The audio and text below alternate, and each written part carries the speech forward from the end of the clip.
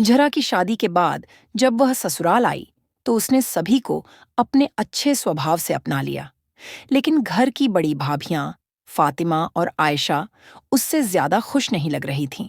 जहरा को उनके इस बर्ताव की वजह समझ नहीं आ रही थी।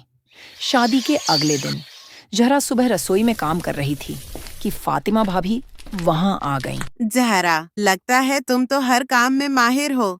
अब हमें आराम ही करना पड़ेगा। भाभी, आप बैठिए, मैं आपके लिए चाय बना देती हूँ।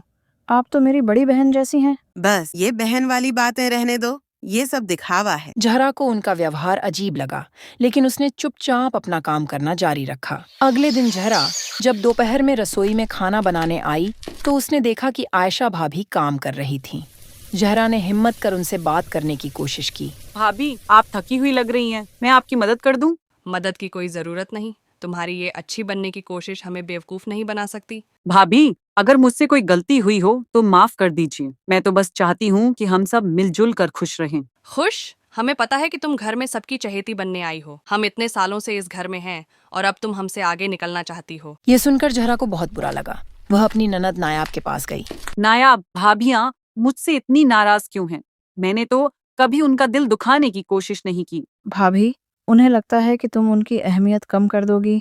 उन्हें लगता है कि अब मम्मी और भाई तुम्हें ज्यादा प्यार करेंगे। जहरा को भाभियों की गलतफहमी समझ में आ गई। उसने सोचा कि वह उन्हें प्यार और सम्मान के जरिए मनाएगी। नायाब ने उसे एक सुझाव दिया। भाभी, आप ऐसा करो, एक दिन अपनी भाभियों के लिए अच्छे अच्छे खाने की दावत रखो। अगले दिन जहरा ने वही किया जैसा नायाब ने उसे कहा था। उसने एक शानदार दावत का इंतजाम किया और अपनी भाभियों को बुलाया। भाभी, आप दोनों मेरे साथ चलिए।